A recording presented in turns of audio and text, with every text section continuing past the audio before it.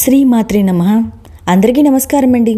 2025 సంవత్సరంలో దసరా నవరాత్రుల్లో 8వ రోజు అమ్మవారిని ఏ రూపంలో అలంకరించుకోవాలి, ఏ నైవేద్యం సమర్పించాలి, ఏ రంగు చీరను ధరింపచేయాలి, ఏ మంత్రాన్ని పఠించాలి, ఏ సమయంలో పూజ చేసుకోవాలి, అలాగే అమ్మవారి యొక్క విశిష్ట ఏంటి, ఇంకా ఏ రంగు పుష్పాలతో పూజించాలి, ఈ రోజున ఏ దానం చేస్తే మంచిది, తిథి నక్షత్రం అన్ని విషయాలు ఈ వీడియోలో తెలియజేస్తాండి. దేవీ శరన్నవరాత్రుల్లో 8వ రోజు 2025 సంవత్సరం సెప్టెంబర్ 29వ తేదీ సోమవారం రోజు. ఈరోజు తిథి వచ్చి ఆశ్వీజ శుద్ధ సప్తమి తిథి, తదుపరి అష్టమి తిథి.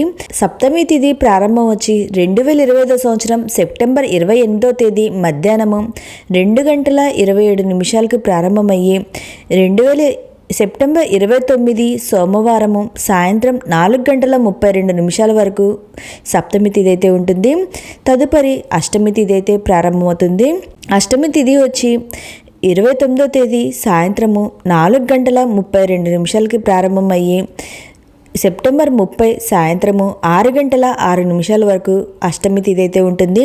ఈరోజు నక్షత్రం వచ్చి మూల నక్షత్రము.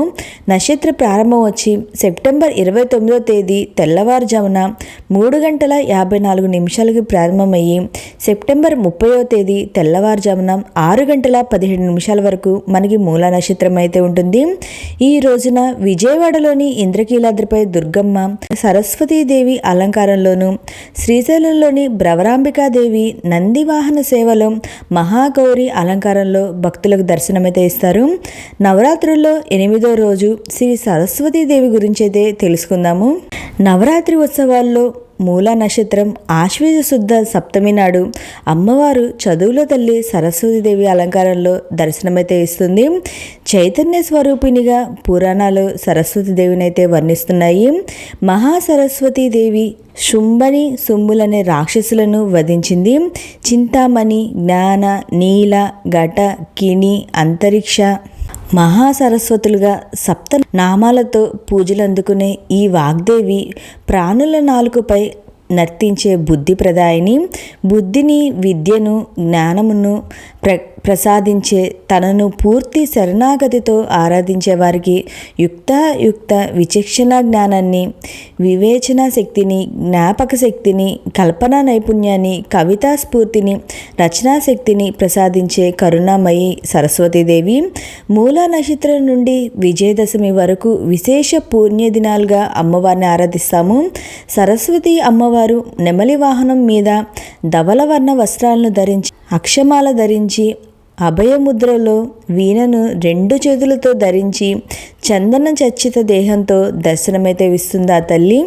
దేవీ నవరాత్రుల్లో 8వ రోజు సెప్టెంబర్ 29 సోమవారము ఆశ్వేజ శుద్ధ సప్తమి తిథి, తదుపరి అష్టమి తిథి. అలంకరణ వచ్చి శ్రీ సరస్వతీదేవి అలంకారం, మూల నక్షత్రము.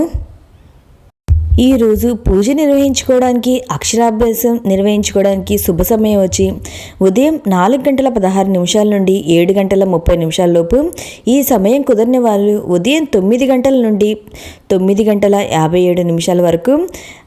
ఆ సమయం కూడా కుదరపోతే ఉదయం 11:35 నుండి 12:25 లోపు మనం పూజనైతే నిర్వహించుకోవచ్చు, అక్షరాభ్యాసం అనేది నిర్వహించుకోవచ్చు. సాయంత్రం పూజ చేసుకోవాల్సిన శుభ సమయం వచ్చి సాయంత్రం 4:18 నుండి 7:30 లోపు.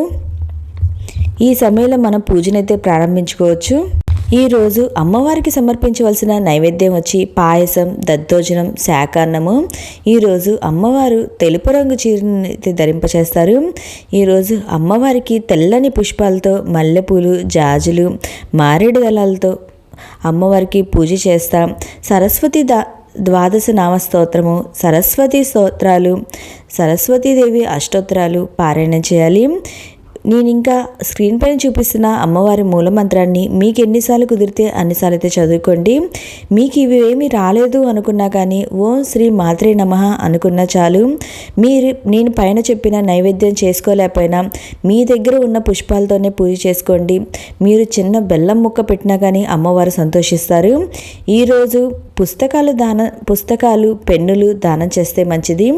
ఈరోజు అమ్మవారిని పూజించడం వల్ల వాక్పటుత్వము, వాక్శుద్ధి, విద్యాభివృద్ధి, అఖండ విద్యాప్రాప్తి అనేది సిద్ధిస్తుంది.